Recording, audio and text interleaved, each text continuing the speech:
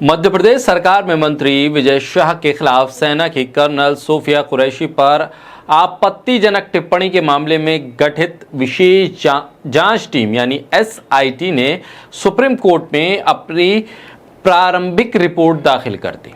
SIT ने अपनी report में बताया कि अब तक कुल 7 गवाहों के बयान दर्ज किए जा चुके हैं।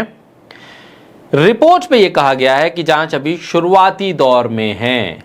जांच की अंतिम रिपोर्ट के लिए एसआईटी ने और वक्त मांगा है। शुरुआती रिपोर्ट में एसआईटी ने कहा कि इस मामले से जुड़े गवाहों के बयान के वीडियो भोपाल की फॉरेंसिक साइंस लेबोरेटरी को भेजे गए हैं, लेकिन संसाधनों की कमी के चलते वीडियो बिना जांच के वापस आ गए। इस सिलसिले में एक पत्रकार का मोबाइल सीएफएसएल को भेजा गया। अभी तक 7 गवाहों के बयान दर्ज हुए हैं। एसआईटी ने घटना के बारे में वीडियो और मीडिया रिपोर्ट्स का भी अध्ययन किया। विजय शाह मामले में जस्टिस सूर्यकांत और जस्टिस दीपांकर दत्ता की पीठ के सामने एसआईटी की स्टेटस रिपोर्ट पर सुनवाई हुई। पिछली सुनवाई में जस्टिस सूर्यकांत के साथ जस्टिस एन कोटेश्वर सिंह मौजूद थे। जस्टिस सूर्यकांत ने कहा कि एसआईटी ने 21 मई को जांच की। वो बयान देने वाली जगह गई, मोबाइल समेत कुछ सबूत भी इकट्ठा किए, गवाहों के बयान लिए। जांच अभी शुरुआती चरण में है। हाईकोर्ट से हमारी रिक्वेस्ट है कि वो अभी मामले की सुनवाई ना करें।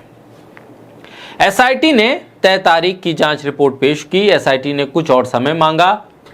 अब जुलाई के पहले हफ्ते में सुनवाई होगी। एसआईटी का गठन 19 मई को सुप्रीम कोर्ट के आदेश के बाद ही हुआ था, जिसमें IG Sagar range Pramod Verma, DIG SAF Kalyan Chakravarti और एसपी डिंडोरी वाहिनी सिंह शामिल हैं।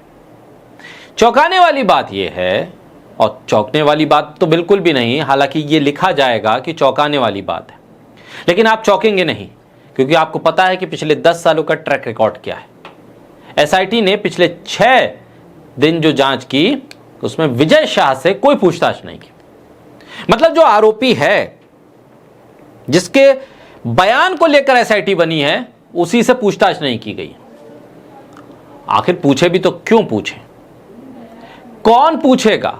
एक मंत्री से सवाल कौन करेगा? मध्य प्रदेश सरकार की पुलिस अपनी ही सरकार के मंत्री से कैसे पूछेगी? यह बहुत महत्वपूर्ण हो गया। मंत्री के वीडियो में रिकॉर्ड बयान ही बड़ा सबूत है, यह कहा जा रहा है। अब यह भी कहा जा रहा है कि भाई उन्होंने माफी मांगा, वीडियो बना के माफी मांगा है, यानी कि उन्हें पता है कि उन्होंने आपत्तिजनक बयान दिया था। इससे यह बात साबित होती है कि उन्होंने आपत्तिजनक बयान दिया था और उन्हीं का बयान है, इसीलिए वही माफी मांग रहे हैं। तो फिर इस एसआईटी का मतलब क्या है? तो एसआईटी गठित क्यों की गई है?